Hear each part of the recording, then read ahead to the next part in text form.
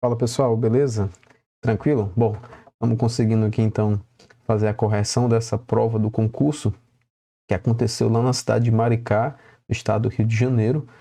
Tivemos alunos nossos que estiveram prestando o concurso lá, se saíram muito bem e a gente está aguardando aí a publicação desse resultado aí para confirmar a aprovação desses nossos alunos. A gente teve a grata surpresa, né, quando da realização dessa prova, quando a gente viu que na prova de português, o texto utilizado como base para realização das questões se utilizou de um texto nosso que a gente teve oportunidade de redigir ano passado. Então a gente acabou aí tendo essa grata surpresa de ver exatamente esse texto em alusão ao Dia Nacional dos Agentes de Trânsito, né, que é comemorado dia 23. A gente tem duas datas agora, né? Dia 23 é a data do agente da autoridade de trânsito e agora esse ano foi aprovada no dia 11 de maio, vai ser comemorado o Dia do Agente de Trânsito, tá bom? Então, fica deixando aqui o registro aí desse texto. Então, a gente vai fazer aqui a correção da disciplina de legislação de trânsito, e aí a gente tem exatamente aqui a questão de número 21, é aqui vai ser iniciado esse conteúdo de legislação de trânsito, tá? Então vamos fazer aqui essa correção.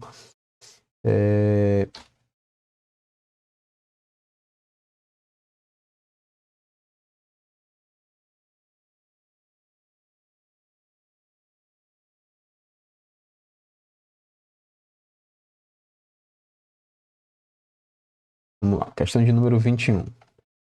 A gente tem aqui o seguinte, ó, conhecimentos específicos, né? Então, eu tenho aqui o seguinte: conceito de trânsito, tá? Definido no artigo 1º do Código de Trânsito Brasileiro, considera a utilização das vias terrestres apenas por pessoas, veículos e animais, né? Nós estamos falando exatamente aí do tríduo aí, pessoas, veículos e animais que se utilizam dessas vias para fins de circulação, parada e estacionamento. Então, a gente está trabalhando aí com esses personagens dentro desse universo. Beleza? Questão de número 22. Tranquilo, né? Questãozinha tranquila para a gente trabalhar. Questão de número 22. O que é que a gente tem aqui? Sobre a composição do Sistema Nacional de Trânsito, é certo que compõe o referido sistema, né? Polícia Federal está fora, Polícia Civil está fora, Polícia Militar sim, mas tanto a do Distrito Federal quanto a dos estados, né? Então, Polícia Militar sim. Polícia Penal não, Instituto Brasileiro do Meio Ambiente, IBAMA, não, né? Apesar de que a gente se utiliza de alguns protocolos, mas SNT, Polícia Militar, né? Beleza. Questão de número 23. O Conselho Nacional de Trânsito, coordenador do sistema e órgão máximo normativo e consultivo, não é mais órgão julgador, né? O CONTRAN deixou de ser órgão julgador, tem dentre suas competências, vamos lá, a de estabelecer as diretrizes da Política Nacional de Trânsito e as normas regulamentares referidas no próprio CTB. A gente está falando aqui de resolução, né? Essas normas regulamentares aqui nada mais são do que as resoluções. Sobre o assunto, é certo que, de regra, as propostas de normas regulamentares serão submetidas. A gente sabe que agora, antes da matéria ser analisada pelo CONTRAN, ela precisa passar por uma consulta pública e vai ser disponibilizada, né, na internet, Rede Mundial de Computadores, e ali vai passar, né, por um período, vai ficar em aberto essa consulta, que ela é prévia, tá certo? Então, esses itens que ele falam aqui posterior, tá certo? A gente já ignora.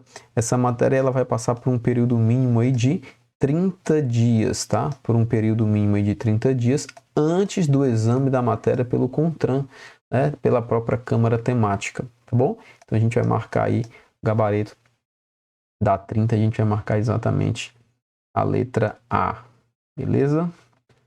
Muito bom. Questão de número 24, tá? Quando um órgão ou entidade executiva de trânsito rodoviário impõe uma penalidade ao infrator, este pode discordar e interpor recurso contra a decisão. O recurso será julgado por um órgão colegiado chamado JARE, né, Junta Administrativa de Recursos de Infração. A gente sabe que antes mesmo de apresentar o recurso à JARE, ali dentro do processo administrativo, a gente tem a possibilidade de apresentar a defesa prévia, que é analisada pelo próprio órgão fiscalizador. Ele tem ali uma comissão, e essa comissão ela analisa a defesa antes da penalidade ser aplicada. Se a defesa não for acolhida, aplica-se a penalidade, aí nasce a possibilidade do recurso, que vai ser analisado pela JARE. Essa JARE ela é mantida pelo próprio órgão, mas ela tem independência, ela é representada por membros da sociedade ligados à área de trânsito. Tá? Então, esse pessoal aí que vai fazer a análise não é o próprio órgão quem analisa. Beleza? 24 aí, letra D. Questão de número 25. A administração do Fundo de Âmbito Nacional destinado à segurança e educação de trânsito, bem como a elaboração e distribuição de conteúdos programáticos para a educação de trânsito, compete. Tá? Então, que fundo é esse de âmbito nacional? Tá? A gente está falando aqui, pessoal, do FUNSET.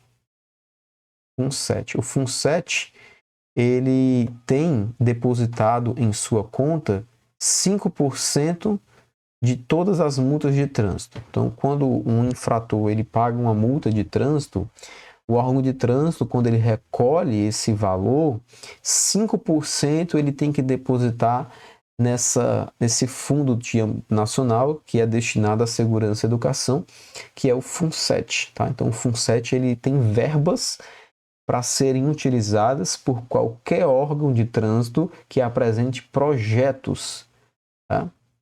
Relacionados à educação e à segurança. Tá bom? Então, 5% vai para a conta do FUNSET, que é administrado pelo órgão máximo executivo de trânsito da União, que é nada mais, nada menos, né, aqui do que a Senatran, né, Secretaria Nacional de Trânsito. Beleza? Senatran. Muito bem. Vamos para frente.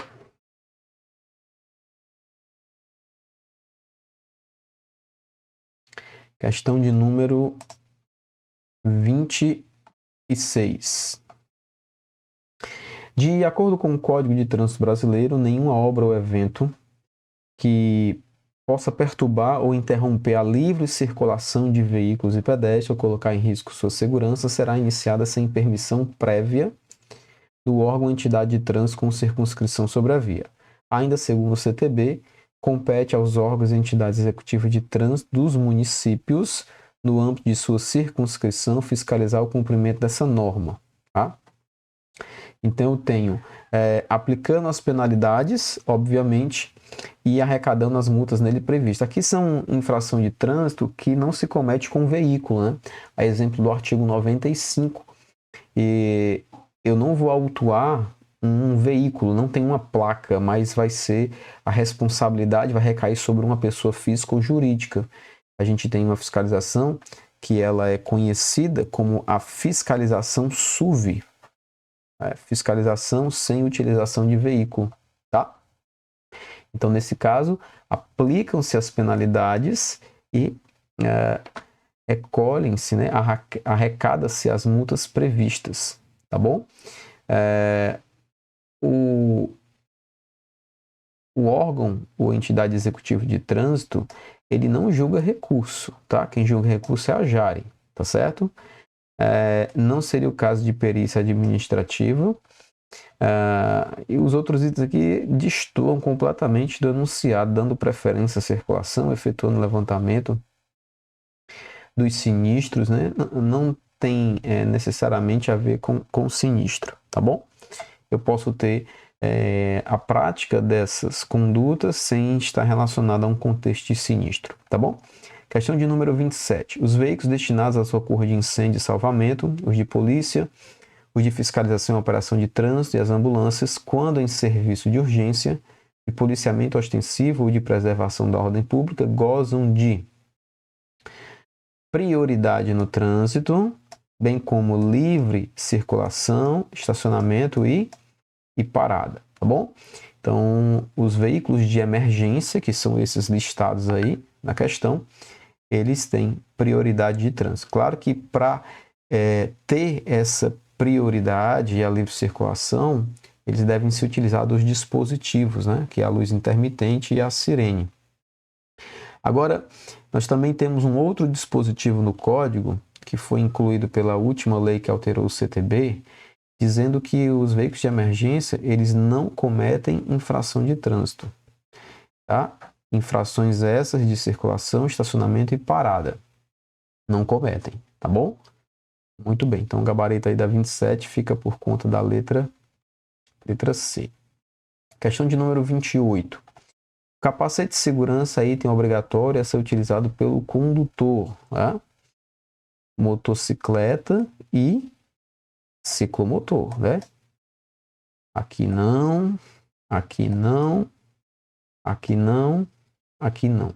Interessante que a bicicleta, ela não tem o capacete listado como equipamento obrigatório, né?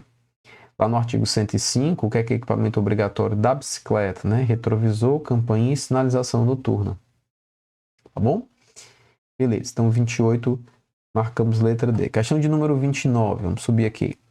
Acerca da segurança dos veículos, o Código de Trânsito Brasileiro e alterações posteriores prevê como equipamentos obrigatórios. A gente está falando aqui do artigo 105, né? Airbag frontal e lateral, lateral não. Película insufilme como obrigatória? Não. Câmbio manual? Também não. Vidros dianteiros e traseiros elétricos? Também não. Luz de rodagem diurna, né? Que é conhecido como DRL, tá bom? Então o DRL se tornou equipamento obrigatório, isso é recente.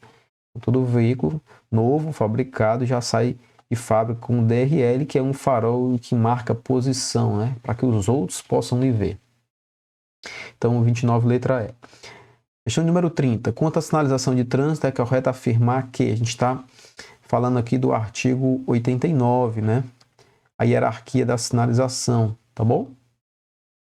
Quem vem primeiro? A ordem do agente. Então, a ordem do agente vem em primeiro lugar. Prevalece sobre as normas de circulação e outros sinais. Bom, a ordem do agente está em primeiro lugar. As indicações do semáforo prevalecem sobre as ordens do agente? Não. As indicações dos sinais prevalecem sobre qualquer outra norma de circulação? Não.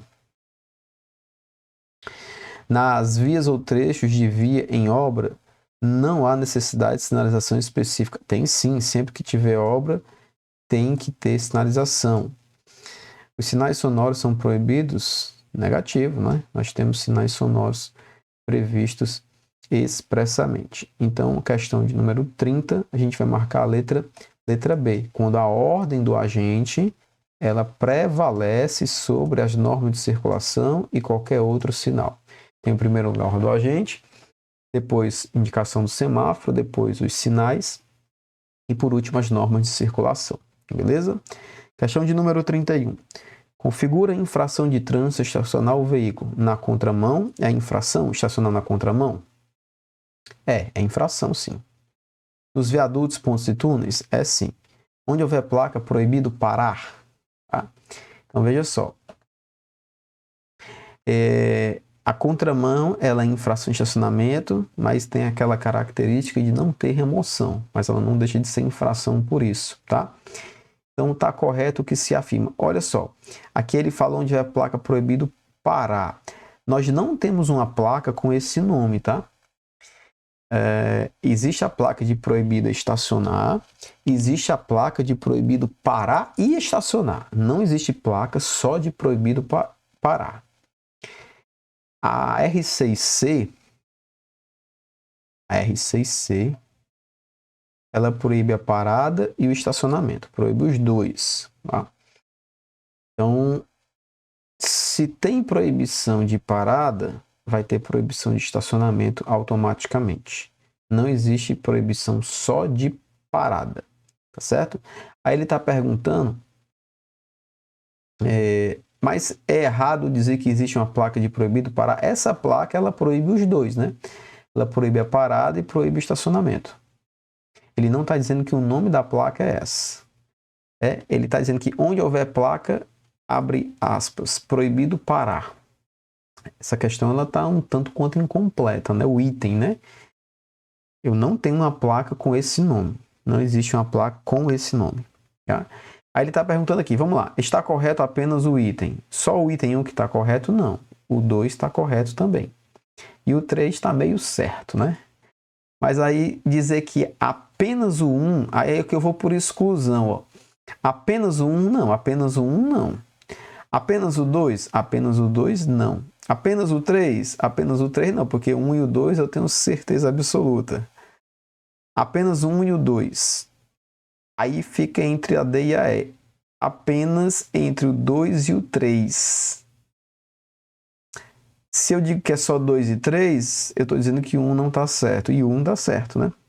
Então, a gente conclui aqui que a questão ela levou em consideração que não existe essa placa proibido parar. Existe a placa proibido parar e estacionar. Beleza? Apesar de que a parada pode ser proibida também pela sinalização da R6C. Beleza? Então a gente marca o gabarito da 31, a letra D. Vamos lá, questão de número 32. O motorista que conduzir veículo sem qualquer uma das placas de identificação ou que não esteja registrado e devidamente licenciado, a gente está falando aqui da infração, né? Sem placas, é o artigo 230, inciso 4, sem placas, e o não registrado ou não devidamente licenciado é o artigo 230, inciso 5. Ambas são infrações de natureza gravíssima, tá bom? A gente marca aí 32, a letra A. Muito tranquilo, né? Não é comum, né, a gente ter esse tipo de questão. Antigamente sim, mas hoje não é mais a tônica. Questão de número 33. Usar o veículo para arremessar sobre os pedestres ou veículos água ou detritos configura crime contra o patrimônio? Não é para tanto, né? Crime contra o patrimônio, não. Infração tributária? Não. É uma infração de trânsito? Sim, é uma infração de trânsito, inclusive de natureza média. Tá bom? 33, a gente marca a letra C. Tá? Questão de número 34. Considerando as penalidades previstas no CTB, é certo que quando condenado judicialmente por delito de trânsito, o infrator terá cassado seus direitos políticos? Não, né? Será proibido de dirigir por prazo indeterminado? Indeterminado, não. Terá suspenso o direito de dirigir pelo prazo de 10 anos? Não, também não. Terá cassado a sua carteira nacional de habilitação, ficando inabilitado para dirigir por até 20 anos? Também não. Será submetido a curso de reciclagem? Opa! Tá? Sempre que houver condenação por qualquer um dos crimes de trânsito, uma das consequências da condenação, um dos efeitos da condenação, é a obrigatoriedade de comparecimento ao curso de reciclagem. Então, a reciclagem é obrigatória tanto para o cara que teve suspensão do direito de dirigir, administrativa, né, aplicada pela autoridade de trânsito, como o cara que é condenado por crime de trânsito. Beleza? Questão 34, a gente marca a letra E. Beleza? Vamos para frente. Questão de número 35. Suponha a hipótese em que um motorista usou buzina em local e horário proibido pela sinalização, praticando assim uma infração de natureza leve, passível de ser punido com multa. considerando que ele não cometeu nenhuma outra infração de trânsito nos últimos 12 meses, tá? Então eu tenho uma infração leve sem reincidência. Se eu tenho uma infração leve sem reincidência nos últimos 12 meses, ele vai ter direito à substituição da penalidade de multa por uma advertência por escrito, tá? Não existe penalidade e repreensão verbal, deverá ser-lhe imposta a penalidade de advertência por escrito. Exatamente, né? 35, letra B. 36. As medidas administrativas não impedem a aplicação das penalidades impostas por infrações, possuindo caráter complementar. Nesse contexto, são exemplos de medidas administrativas, né? Aquela regrinha lá, tudo que começa com a letra R é medida administrativa. Recolhimento da CNH e suspensão não. Remoção do veículo e suspensão não. Remoção do veículo e recolhimento do certificado de licenciamento anual. Perfeito. É medida administrativa. Tá? Aí, vamos analisar aqui os outros dois aqui. Frequência obrigatória em curso de reciclagem é penalidade. Pagamento de multa e cassação são penalidades. Beleza? Então, 36 ficou exatamente a letra C. Questão 37. Acerca da autuação da infração de trânsito, o CTB dispõe que a infração deverá ser comprovada. Por dedução lógica? Não. Confissão do motorista? Não. Meios tecnológicos indisponíveis? Declaração da autoridade ou do agente de trânsito? Perfeito. A gente tem aqui a presunção de legitimidade dos atos praticados pelo agente de trânsito, tá? E se for utilizar equipamento eletrônico, tem que ser regulamentado, tá bom? 37, letra D. 38. Suponha que o motorista infrator pague a multa que lhe foi imposta até a data do vencimento, expressa na notificação da autuação. Nesse caso, ele pagará, né? A data do vencimento concede para ele, né, um desconto aí de 20%. Então, ele vai pagar a multa por 80% do seu valor. Aqui ele não mencionou que ele é usuário, né, que ele aderiu ao SNE. Se ele tiver aderido ao SNE, ele paga a multa por 60% do valor. Tá bom? Então, 38, letra B. Questão de número 39. Suponha que o motorista foi flagrado pela autoridade de trânsito cometendo uma infração. Posteriormente, ele foi notificado. Ele, então, apresentou defesa prévia dentro do prazo. Contudo, ela foi indeferida. Assim, foi aplicada a penalidade imposta e expedida a notificação de ciência da decisão. Contra esta decisão que aplicou a penalidade. Então, antes da penalidade, eu tenho a possibilidade de defesa. Após a aplicação da penalidade, cabe recurso. E esse recurso vai ser interposto perante a autoridade que aplicou a penalidade, tá? E geralmente terá efeito suspensivo. Não é geralmente, é sempre, tá?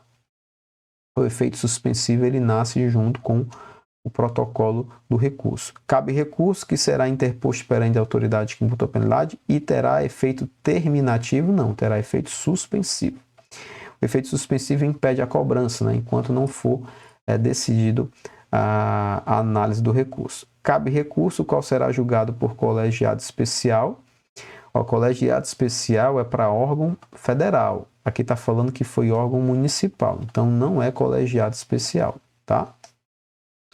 Não cabe mais nenhum recurso, pois já encerrou a instância administrativa, tá? Cabe sim, tá? Aqui também diz que não cabe nenhum recurso, pois já encerrou a instância judicial, não é o caso. Ó, a letra C, ele diz que cabe recurso, qual será julgado por colegiado especial integrado pelo coordenador geral da Junta Administrativa de Recursos e Infrações, pelo presidente da junta, que apreciou o recurso, e por mais um presidente de junta. Olha só.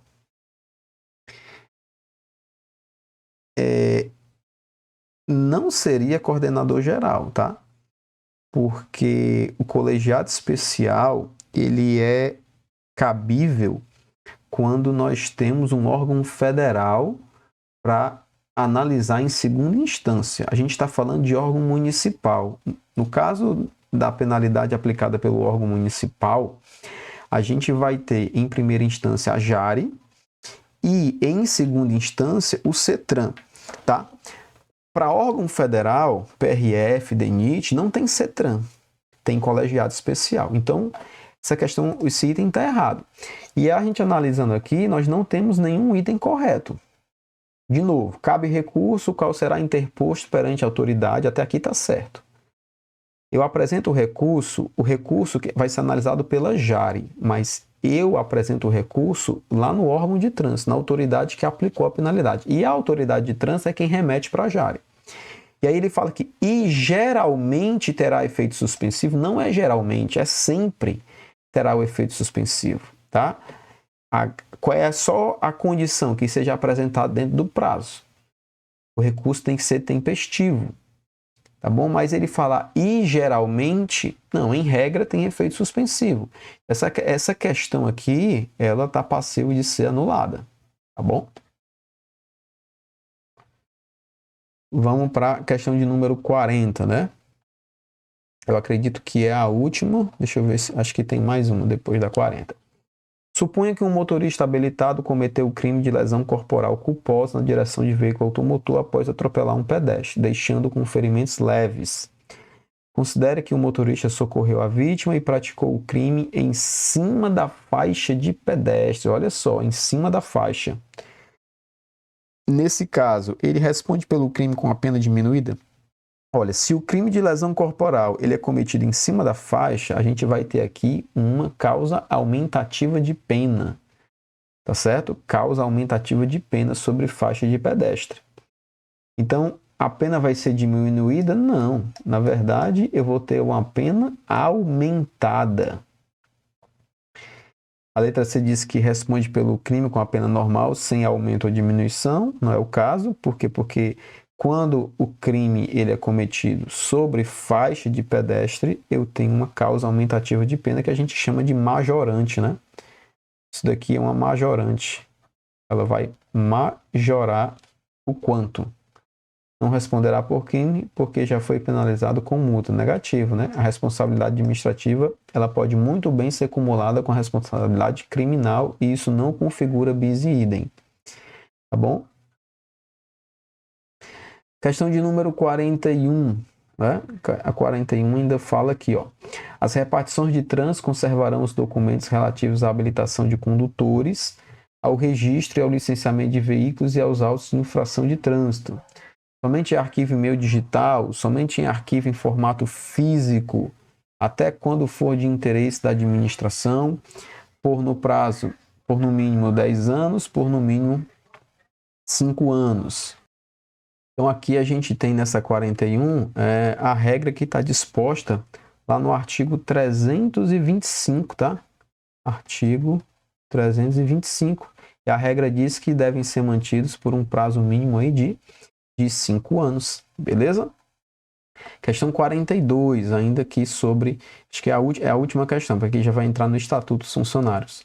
A última questão do CTB, né? O Código de Trânsito Brasileiro, em seu anexo 1, conceitos e definições, traz a definição para o aparelho destinado à medição do teor alcoólico no ar alveolar, etilômetro. O referido aparelho é comumente utilizado pela autoridade de trânsito em fiscalizações de embriaguez ao volante de motoristas. Trata-se do etilômetro, né? Então, o anexo 1 vai trazer aí os conceitos e definições que eu aconselho, então, que vocês façam a leitura deles, beleza? Galera, então, essa aqui foi a nossa correção da prova que foi aplicada no último domingo, agora, dia